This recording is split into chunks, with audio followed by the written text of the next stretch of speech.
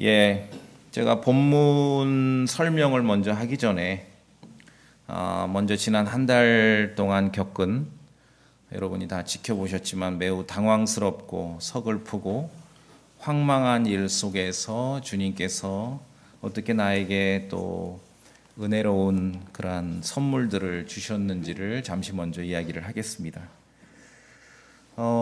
아버지가 119에 실려가고 대학병원 중환자실에 입원하게 되자 사실은 그냥 상식적이라면 삶과 죽음의 문제에 대해서 우리가 생각하고 고민하고 묵상해야 될 그 시간 아니겠습니까? 그런데 막상 그 일이 닥치자 현실은 돈이었습니다. 돈이라는 현실 문제가 엄습했어요. 병원비가 하루에 100만 원이 나왔습니다. 하루에. 일주일마다 결제하게 되어 있어요.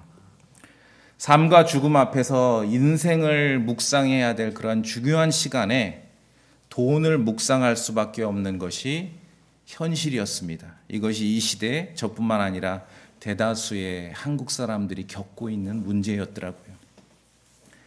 참으로 삶과 죽음 앞에 놓인 우리 일상의 현실 앞에 나아갈 수밖에 없었죠.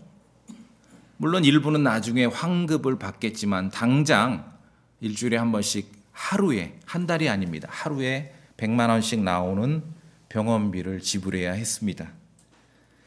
미래를 알 수 없는 시간의 그 막연함, 막막함, 경험해 보신 분도 있죠. 이런 상황들이 한 달이 갈지, 두 달이 갈지, 1년이 갈지 고민하고 있는데 옆집 사람 얘기를 들어보니까 자기는 3년을 간다더라 그런 얘기. 그 막연하고 막막함은 이루 말할 수 없지요.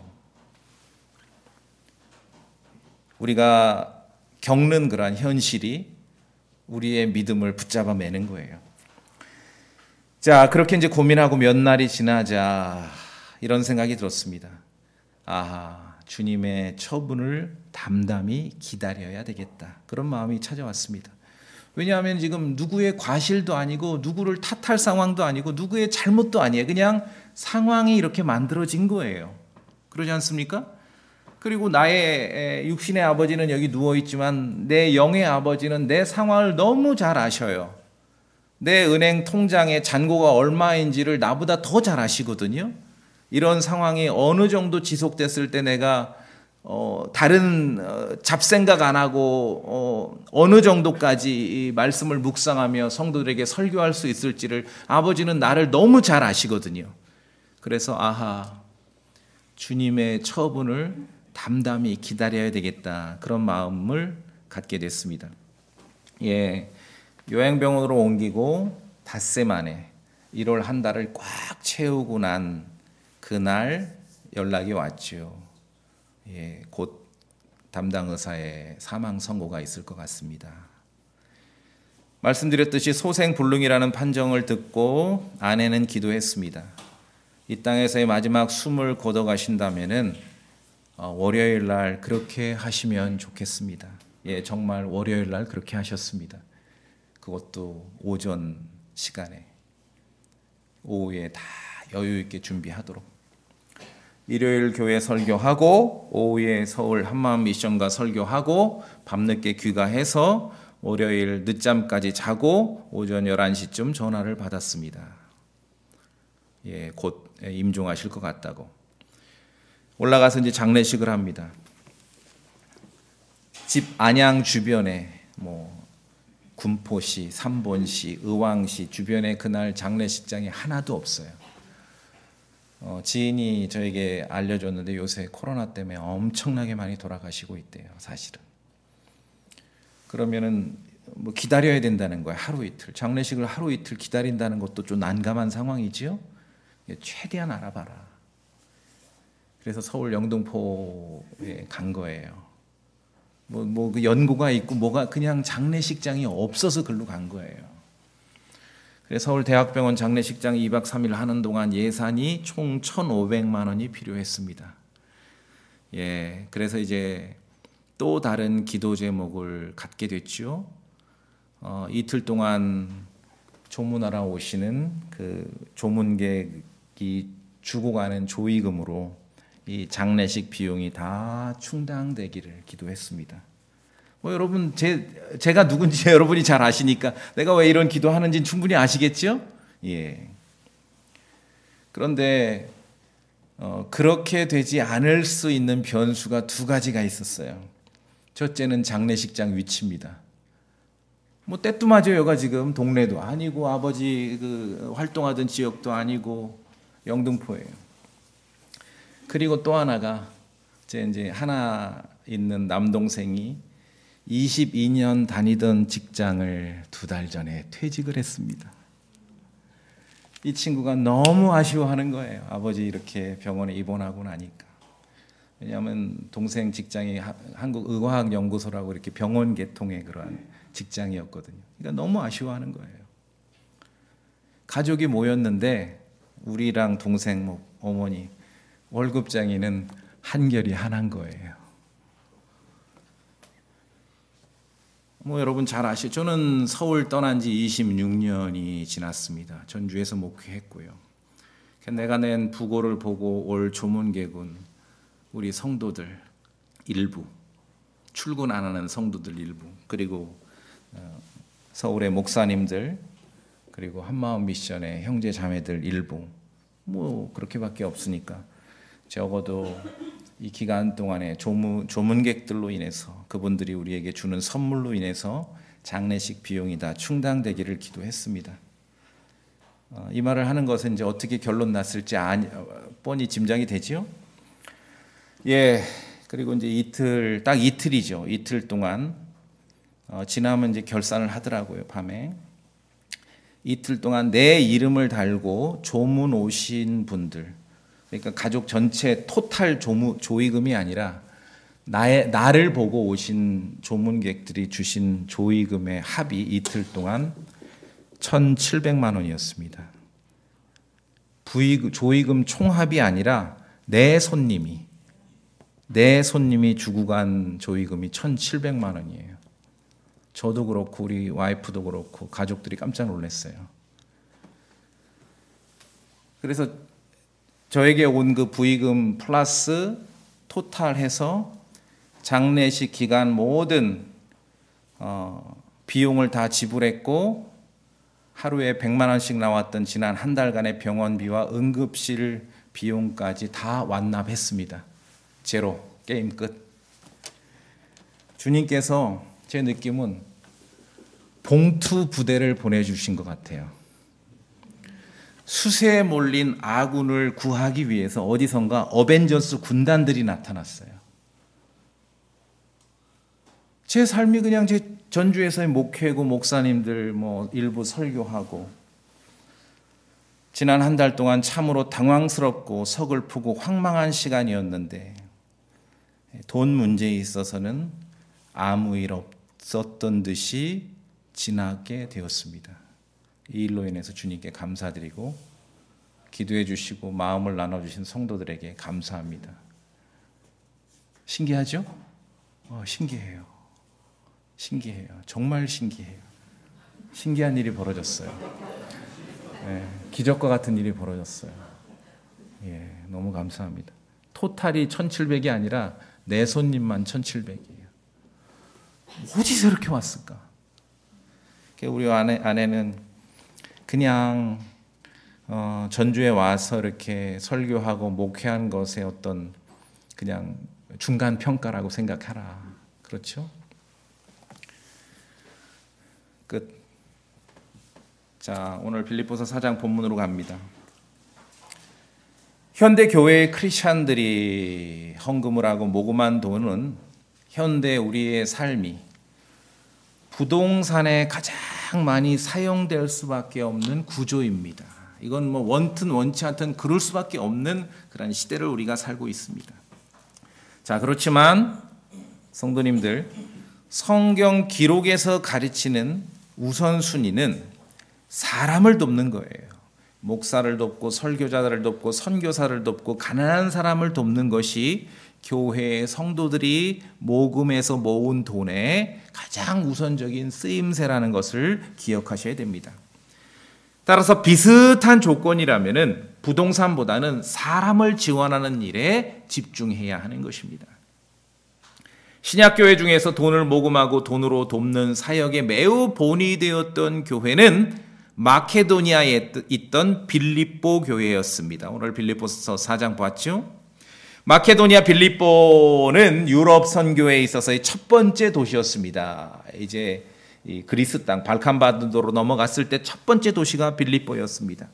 물론 빌립보에도 가난한 사람도 있고 부유한 사람도 있었습니다. 복음으로 인한 시련도 있었습니다. 핍박도 있었습니다. 그런데 그 성도들은 어떠한 상황에 있든지 간에 돈으로, 물질로 다른 성도들을, 거기에는 뭐 설교자도 있고 사도 바울도 있고 예루살렘에 가난한 성도들도 있고 돈으로 다른 성도들을 섬기는 일에 매우 적극적이었습니다.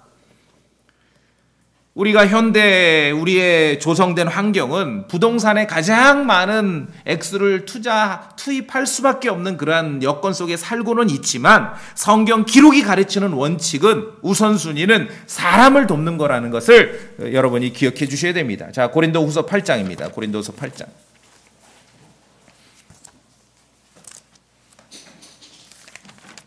고린도후서 8장. 제가 1, 2절 봅니다. 8장 1, 2절. 형제들아, 또한 우리는 마케도니아 교회들에 주어진, 마케도니아 그 안에 빌립보 교회도 있죠. 하나님의 은혜를 너희에게 알리노라. 즉 고난의 큰 시련 속에서도 그들의 넘치는 기쁨과 극심한 가난이 그들로 하여금 풍성하고 너그러운 선물을 넘치도록 하게 하였느니라. 빌립보에는 부자도 있었고 가난한 사람도 있었고 시련도 있었고 핍박도 있었지만 다른 사람들을 돕는 일에 적극적으로 나섰습니다. 고린도후서 11장 9절도 보시겠습니다. 고린도후서 11장 9절입니다.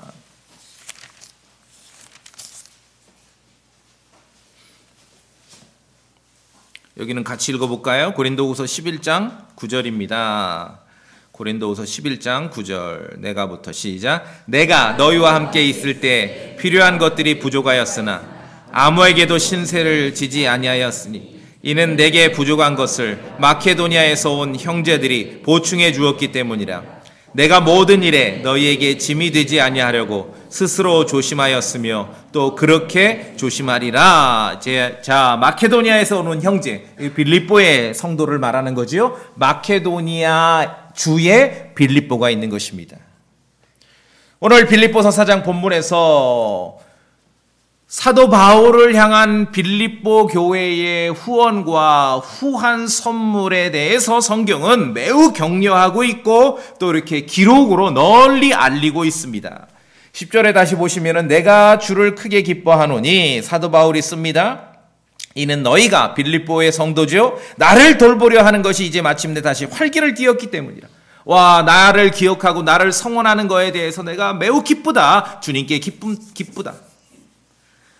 또 저 아래로 가셔서 14절에 그럼에도 불구하고 너희가 나의 고난을 함께 나누었으니 그 일을 잘하였도다. 그 일을 잘하였도다. 잘하는 거는 잘하는 거라. 그렇죠? 그 어려움에 같이 동참하는 거. 빌립보에 있을 때도 후원하고 멀리 갔을 때도 후원하고 잘하는 것이다. 성경 기록을 근거로 하지 않고 세속화된 종교, 세속화된 교회는 사람에다 후원하는, 목사를 후원하고 선교사를 후원하고, 그렇죠? 가난한 사람들을 후원하고 사람을 위해서 교회의 성도들이 모금한 돈을 사용하는 일에 대해서 인색합니다. 오로지 부동산이에요, 부동산. 그것은 잘못된 일입니다. 잘못된 일이에요. 교회 모금의 첫 번째 정당한 사용처는 성경에서 가르치는 건 사람을 돕는 거예요. 사람을 돕는 거예요. 사람을 돕는 일에 우리가 후한 마음을 가져야 돼요. 목사를 돕고 선교사를 돕고 설교자를 돕고, 그렇죠? 가난한 사람을 돕고, 예루살렘의 가난한 성도를 빌립보 교회가 도왔죠.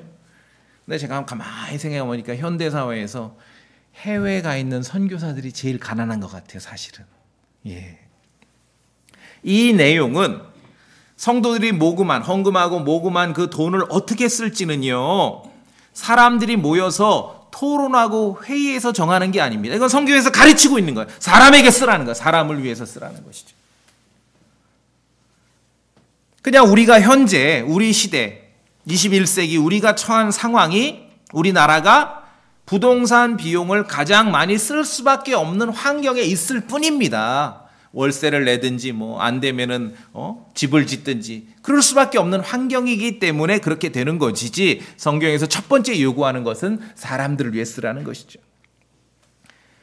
제가 목회자로 설교자로서 부동산에, 교회 부동산에 애써 첫 번째로 관심을 두려하지 않는 것은 목사로서 성경적 믿음을 지켜내기 위함입니다.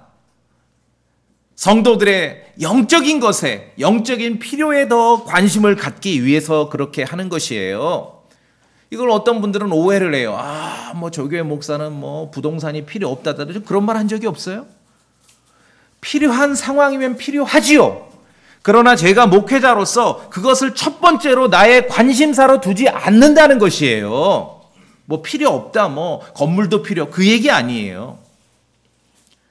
만약에 필요하고 어떤 고민이 필요하고 생각이 필요하다면 그것은 성도들이 해줘야지요.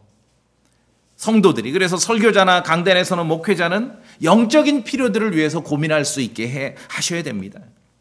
아주 오래전에 알던 지인이 자기 교회 목사나 아니면 해외 선교사에게 이렇게 돈을 후원하는 일에 대해서 굉장히 좀 못마땅하게 생각하던 성도가 있었어요. 그런 의견이 있을 수 있죠. 근데 이건 건전한 믿음 아닙니다. 성경 기록에는 성도들이 헌금하고 모금한 거를 반드시 어디다 쓰라고 정해져 있는 것이에요. 사람에게 쓰는 것이에요. 사람에게. 첫째, 설교자에게 쓰고 선교사에게 쓰고 목사에게 쓰는 것이에요. 가난한 사람을 위해 쓰는 거예요. 이게 못마땅한 건 건전한 믿음이 아닙니다. 아주 오래전에 그런 사람이 있었는데 결국은 금방 어디론가 사라져버립니다. 왜냐하면 성경적 믿음이 아니거든요. 교회는 설교자와 목사와 복음전도자, 선교사를 위해 적극적으로 돈으로 후원할 수 있어야 됩니다. 그렇게 하는 것은 잘하는 것이다고, 잘하였도다라고 성경이 말씀하고 있죠. 여러분이 그런 마음을 갖고 교회가 그렇게 한다면 그건 잘하는 것입니다. 잘하는 성경적인 믿음이에요. 성경이 가르치는 바입니다. 로마서 15장에는 저들의 영적인 것들에 참여하는 자들이 되었거든 육신적인 것들로 저들을 섬기는 것도 그들의 의무니라. 로마서 15장에서는요, 의무라고, 우리 헌법에 국민의 4대 의무 있죠. 성경이 말하는 성도의 의무는 영적인 것에 참여했으면은요, 육신적인 카날, 세속적인 것으로 이렇게 섬기라는 거예요. 그게 의무라는 것이에요. 이게 성경적 믿음이지요. 자, 디도서 3장 봅시다. 디도서 3장.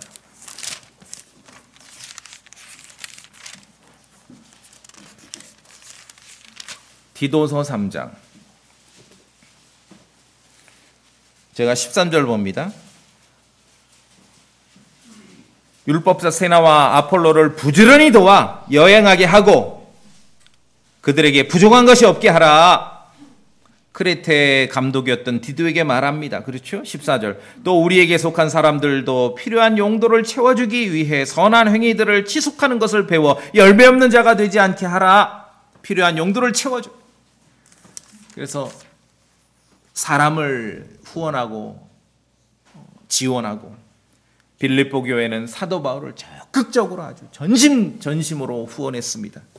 디도에게, 크레테 교회 감독이었던 디도에게 세나를 돕고 아폴로를 돕고 다른 또 사람들의 필요의 그러한 용도를 채우라고 그렇게 권고하고 있는 것입니다. 이게 성경적 믿음이에요.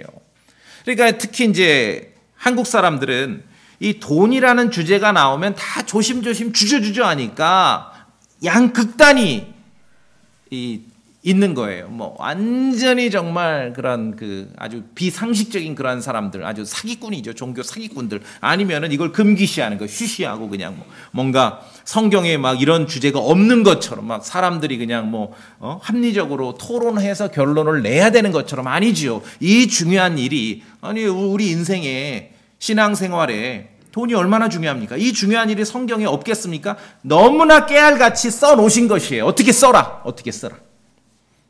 자, 그래서 교회 성도는 이 주제에 있어서 성도의 일을 하면 되고, 교회 목사는 목사의 일을 하면 되는 것입니다. 자, 무슨 말인가? 사도 바울은 빌립보 교회가 자신을 성원하고 다른 사람을 도운 그 일을, 또 해야 하는 그 일을 기록했습니다. 그리고 널리 알립니다. 그런데 교회 성도의 의무만 있는 게 아니에요. 물론 설교자의 권리도 있습니다.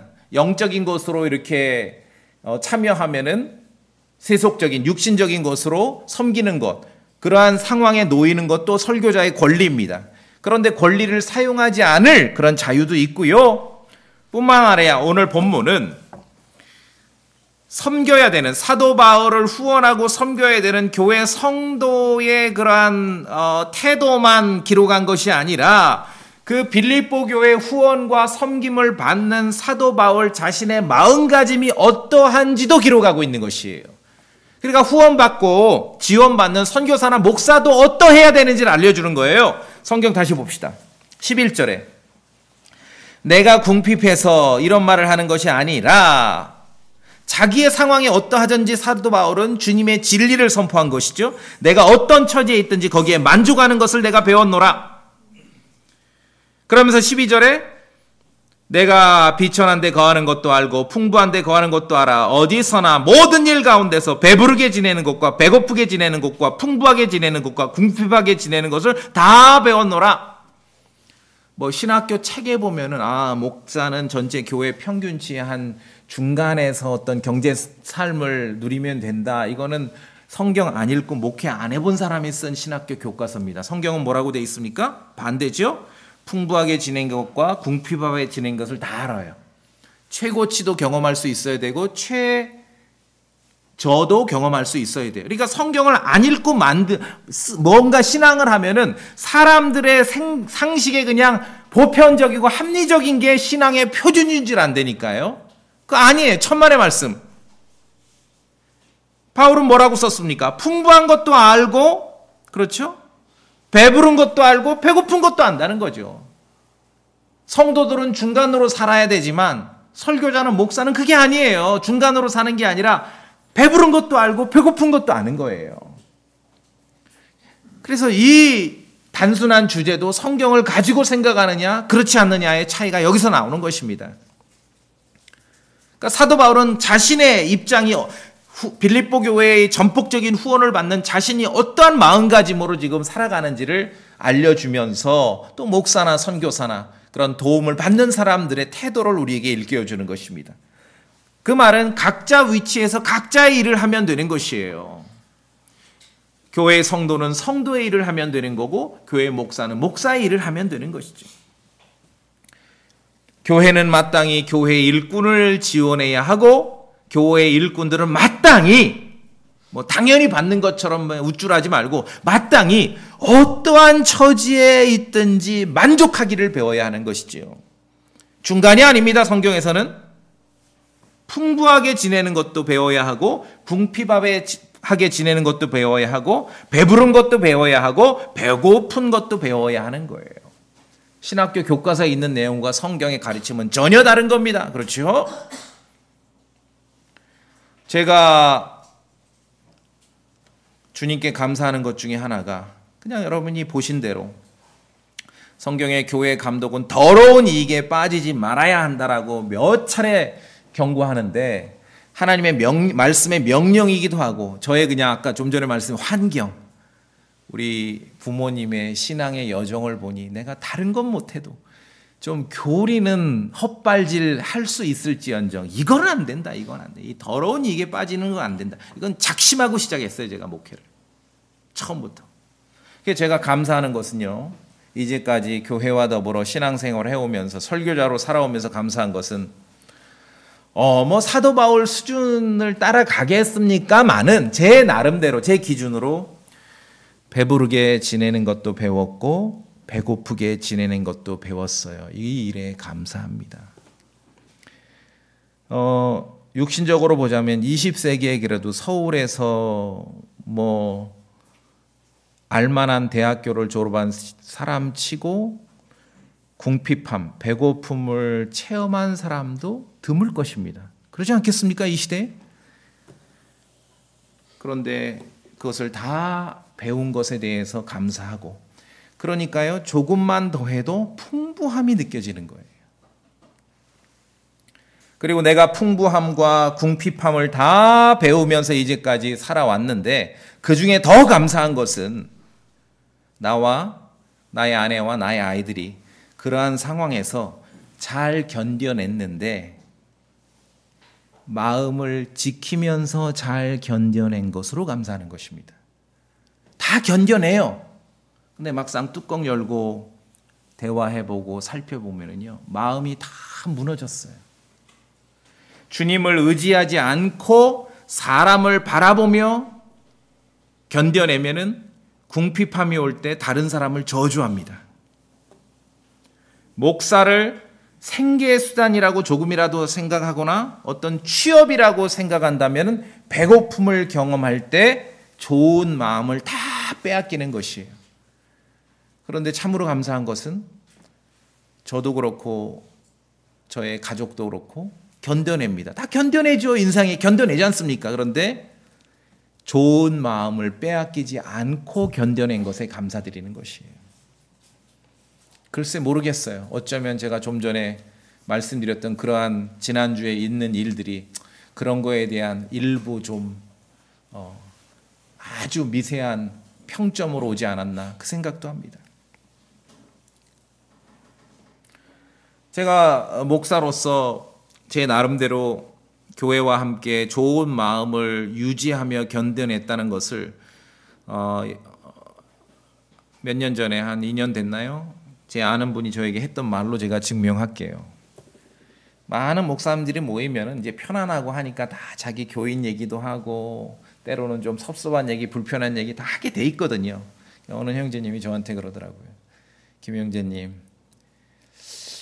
자유롭게 이렇게 편안하게 얘기하고 이 얘기 저 얘기 많은 분들이 하는 거를 그런 모임에서 나를 2년 이상 지켜봤는데 당신은 김 형제님은 단 한 번도 당신 교인에 대해서 나쁜 소리를 한 적이 단 한 번도 없었다 그러시더라고요. 제가 그걸 의도한 건 아니지만 제가 그렇게 했습니다. 자, 그래서 여기 본문 13절에 보시면은 나를 강하게 하시는 그리스도를 통해, 개역성경 그리스도가 없죠? 나를 강하게 하시는 그리스도를 통해 내가 모든 것을 할 수 있느니라. 밑도 끝도 없이 모든 걸 하는 게 아니라 어떤 상황에서도 만족하는 걸 배운다는 것이에요. 배부른 것도 알고 배고픈 것도 알고 풍부한 것도 알고 궁핍한 것도 알고 이 모든 것을 그리스도를 통해서 내가 할 수 있다는 것이지요. 성도가 그래야 되고 이 땅에 설교하는 사람들, 목사들이 그러해야 된다는 거지요. 그렇죠? 그 얘기를 하는 거예요, 지금 그 얘기. 사도 바울과 똑같진 않겠지만 저는 이 말씀을 다시 한번 생각하고 묵상하면서 감사한 것이에요. 그래도 견뎌냈는데 마음을 다 무너뜨리고 막 씩씩거리고 남을 저주하면서 견뎌낸 게 아니라 그래도 선한 마음을 유지하면서 견뎌낸 것에 대해서 감사한 것입니다. 풍부하게 지낼 줄도 알고 궁핍하게 지낼 줄도 알고 이 모든 것을 나를 강하게 하시는 그리스도를 통해 내가 할 수 있다는 것입니다. 그 얘기예요. 교회 성도는 지원할 의무도 있고 그러나 그것만 말하면 안 되지요. 오늘 성경에서 말하는 것은 사도 바울로 대표되는 설교자 목사는 어떤 처지에서도 만족함을 배워야 할 책무가 있는 것입니다. 왜? 성도님들, 돈 문제에서 여러분 신앙의 자유가 없으면 종교 노예가 되는 것입니다. 매우 중요합니다. 교회의 성도는 성도의 일을 하면 되고 교회의 목사는 목사의 일을 하면 되는 것이에요. 그래야 영적 평화가 오는 거예요. 각자 자기 의무와 책무를 다할 때 영적 평화를 누리게 되는 것입니다. 설교자는, 목회자는 돈보다도 영적인 가치를 더 추구해야 하는 것입니다. 그래서 사도 바울이 기록했죠. 17절에 나는 선물을 바라지 아니하며 오히려 너희 회개장부에 넘치게 될 열매를 바라노라.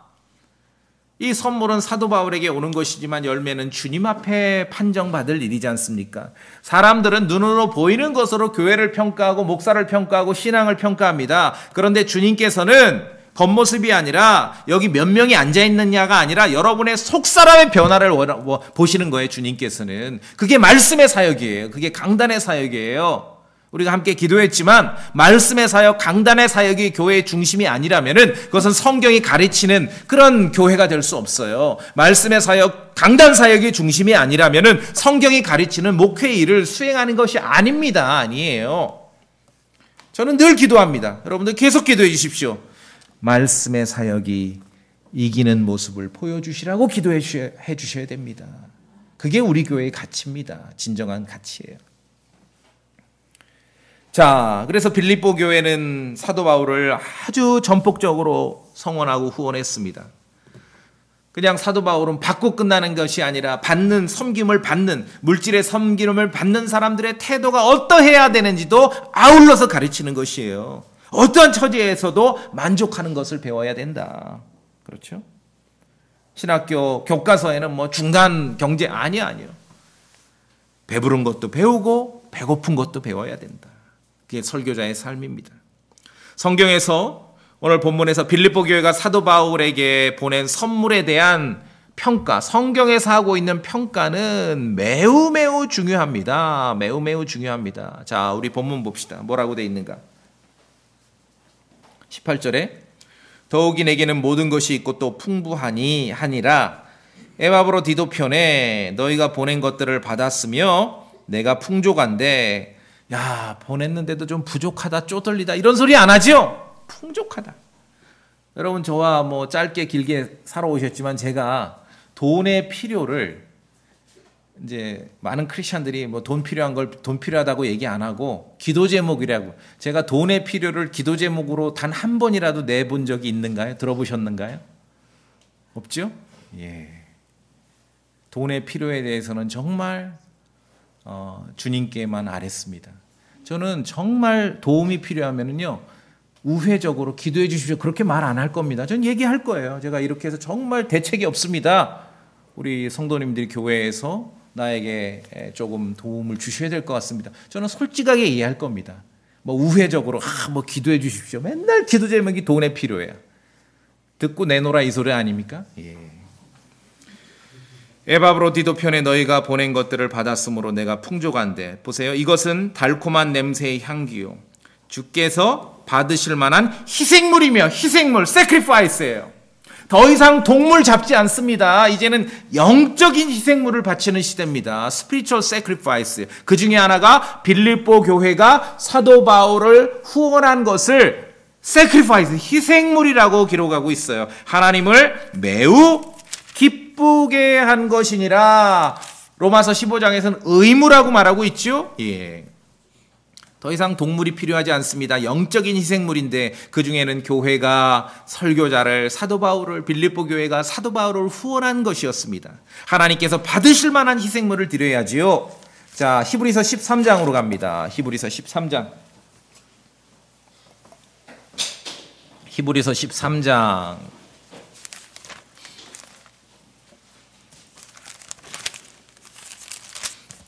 15절, 16절 같이 읽어볼까요? 히브리서 13장 15절, 16절 같이 읽어보겠습니다. 히브리서 13장 15절, 16절 시작. 그러므로 우리가 그분으로 말미암아 계속해서 찬양, 희생을 하나님께 드리자. 그것은 곧 그분의 이름에 감사를 드리는 우리의 입술의 열매니라. 더욱이 선을 행하는 것과 나누어 주는 것을 잊지 말라. 하나님께서 이 같은 희생을 매우 기뻐하시느니라. 16절에 뭐라 그럽니까? 이 같은 희생, 이 같은 sacrifice입니다. 뭡니까? 선을 행하는 것, 나누어 주는 것, 서로 돕고 살라는 거예요. 돕고 살라는 거예요. 이 장례식을 해보니까 이 장례식이 뭐예요? 품앗이더라고요. 품앗이. 내가 친구들에게 줄 때는 몇 년에 걸쳐서 한 명 한 명 나눠서 줬는데, 나에게 일이 당하고 보니까 이게 한꺼번에 오는 거예요. 품앗이죠, 품앗이. 영적인 희생물을 드리는 것이에요. 선을 행하는 것과 나누어 주는 것. 그래서 구원받은 크리스찬이요, 돈 문제 인색하면은 이거는 한번 생각해 보셔야 돼요. 이거 회개하셔야 돼요. 뭐 많고 적고 이 문제가 아니에요. 이거는 각자의 삶의 분량이니까. 그런데 우리의 마음의 자세가 어떠하냐는 거예요. 크리스찬은요, 이 땅을 살면서 돈에 있어서 인색할 수가 없어요. 영적인 희생물을 드리는데, 영적인 희생물. 구약 같으면은 동물을 잡아야지요. 여러분 매주 송아지를 잡으실래요? 그냥 지갑 열어서 영적인 희생물을 드리실래요? 어느 쪽? 아니면 여러분 뭐 다리 하나 자르실래요? 아니면은 그냥 지갑 열어서 영적인 희생물 드리실래요? 그러니까 이게 또 모금이 되면은 그걸로 끝이에요. 그게 아니라 성경은 아주 구체적으로 어떻게 써야 되는지를 규정하고 있지요. 사람을 위해 쓰라는 거죠. 사람을 위해. 목사를 돕고 설교자를 돕고 선교사를 돕고 혹시 돌봐야 될 가난한 사람이 있으면 그 사람을 돕고 그렇죠? 이게 영적인 희생물이라는 거예요. sacrifice. 그래서 교회 성도는 성도의 일을 하면 되고 교회 목사나 선교사는 목사와 선교사의 일을 하면 되는 것이에요. 그럼 평화가 오고 그렇게 되면 모든 필요를 공급하시겠다고 약속하신 그 말씀이 성취되고 그런 약속이 그 다음에 주어지는 것이에요. 자, 이런 이제 일련의 일들이 있고 빌립보 교회는 교회 일을 한 것이고 또 후원을 받는 사도 바울은 자신 복음 전도자로서 선교사로서 설교자의 일을 한 것이에요. 그리고 나서 결론적으로 모든 필요를 공급하시겠다는 약속이 주어진 거예요. 기도했다고 요구한 대로 다 주시지 않고 주께서 보실 때 필요한 것을 주시는 것입니다. 자, 오늘 본문으로 다시 가시면 19절에 있습니다. 제가 봅니다. 오직 내 하나님께서 그리스도 예수님을 통해 영광 가운데서 자신의 부유하심에 따라 너희의 뭡니까? 모든 필요를 공급하시리라. 제가 말씀드렸잖아요. 와, 처음에는 이건 무슨 뭐 어떤 사고의 흐름을 제가 질서를 잡기도 어렵고 어떤 감정인지도 모르겠어요. 근데 이게 삶과 죽음을 깊이 생각하고 묵상하고 그래야 될 순간에 즉시로 돈이라는 현실이 몰아오는 거예요. 여러분 생각해 보셨으면 하루에 100만 원이에요. 세상에. 정말 기절할 뻔했어요. 우리 자매가 카드 들고 갔다가 거의 실신 직전에 전화가 왔어요. 이 정도일 줄 몰랐다. 그리고 며칠 지나면서 말씀이 생각나요. 나의 필요를 공급하실 거다. 나의 필요를. 왜냐하면 내가 선택할 수 있는 상황이 아니잖아요. 지금 뭔가. 그냥 맡기는 거예요. 주님의 은혜로운 처분을 기다리는. 우리의 모든 필요를 공급하시겠다고 약속하셨습니다. 그 일들이 앞서 지금 10절부터 있었던 그러한 빌립보 교회와 사도 바울의 그러한 교통, 물질로, 돈으로, 후원금으로 정말 선한 마음으로 어떠한 처지에서도 만족하는 그런 마음으로 서로 교통했을 때 결론적으로 이러한 약속이 주어지는 거예요. 사람들이 이걸 뚝 떼가지고 뭐 모든 걸 공급하신다. 땡입니다. 땡. 그런 약속 안 했습니다. 절차가 있는 거지요. 과정이 있는 겁니다. 과정이 있는 것이요. 성도는 주어진 상황에 만족하면서 시작해야 됩니다. 특히 경제적 삶에 만족하셔야 됩니다. 이게 믿음입니다. 아, 목사님 이게 부족하고 이것도 부족하고 이런 필요도 있고 그 상황이 있어요. 다 부족하지요. 사고 뭐 쓰고 남는 사람은 없어요. 그러나 만족하며 시작해야 됩니다. 하나님 말씀이에요. 그걸 배워야 돼요. 그걸 배워야 돼요. 사도 바울이 배웠듯이 배부른 것도 배우고 배고픈 것도 배울 수 있어야 됩니다. 그렇지 않고 씩씩거리고 남을 저주하며 버텨봐야 아무것도 달라지거나 좋아진 거 없습니다. 그냥 자신의 마음만 무너질 뿐이에요. 제가 말씀드렸잖아요. 때로는 어려움도 있고 곤란한 일도 많이 있었지만 저도 그렇고 우리 가족들도 그렇고 견뎌냈는데 그냥 견뎌낸 게 아니라 착한 마음을 빼앗기지 않고 견뎌낸 것에 감사드린다는 거예요. 그게 중요합니다. 디모데전서 6장에 먹을 것과 입을 것이 있으면 우리가 그것으로 만족할 것이니라. 하나님 말씀입니다. 예외 없습니다. 그냥 만족부터 시작하라는 거죠. 만족부터. 뭐 더 규모가 큰 경제 삶을 사시는 분은 제 얘기가 그렇게 대수롭지 않을 수 있지만 저에게는요. 말씀드려요. 기적이에요. 기적. 우리 성도 교회 규모 뭐 목사들 뻔히 알잖아요. 기적이 벌어진 거예요. 제 표현으로 주님께서 어벤져스 지원군을 보내주셨습니다. 또 디모데전서 6장에 돈을 사랑함이 모든 악의 뿌리라고 말씀하고 있습니다. 돈을 사랑하니 인간사의 어그러짐이 도무지 이해가 안 되고 해석이 안 되는 일이 벌어질 때는 거기는 돈이 있는 거예요. 돈을 사랑하는 그런 마음이 있는 것입니다. 여러분, 가짜 복음이 왜 있습니까? 돈을 사랑하는 사람이 있기 때문에 가짜 복음이 있는 것입니다. 가짜 목사는 왜 있습니까? 돈을 사랑하는 사람이 있기 때문에 그런 것이에요. 잘못된 성경은 왜 계속 만들어지고 있습니까? 돈을 사랑하는 사람이 있기 때문에 그렇습니다. 구원받고 나서 돈을 사랑해서 믿음을 떠난 사람도 있습니다. 심지어 킹제임스 성경을 읽고 있지만 돈을 사랑해서 믿음을 떠난 사람도 있습니다. 예배당에 앉아는 있지만 돈을 사랑해서 마음으로 믿음에서 떠난 사람도 있습니다. 강단에서 설교하고 있지만 돈을 사랑해서 믿음에서 떠난 사람도 있는 것이에요. 우리의 신앙은 마음의 자세, 정말 만족하는, 거기서 출발하느냐 출발하지 않느냐 거기에 달려 있는 것입니다. 성경은요, 돈 잘 버는 방법을 가르치지 않습니다. 그런 것을 소통하는 건 세상의 일입니다. 그건 교회의 사역이 아니에요. 성경은요, 어떻게 헌금하고 모금하고 모인 돈을 어떤 마음으로 함께 헌금하고 모여진 돈을 어떻게 쓸지를 알려주는 거예요. 성경은 잘 쓰라고 가르쳐주는 것이에요. 그렇죠? 또한 돈을 추구하면 어떻게 되는지를 우리에게 경고하고 있는 것입니다. 자, 마지막으로 디모데전서 6장을 한번 볼까요? 디모데전서 6장.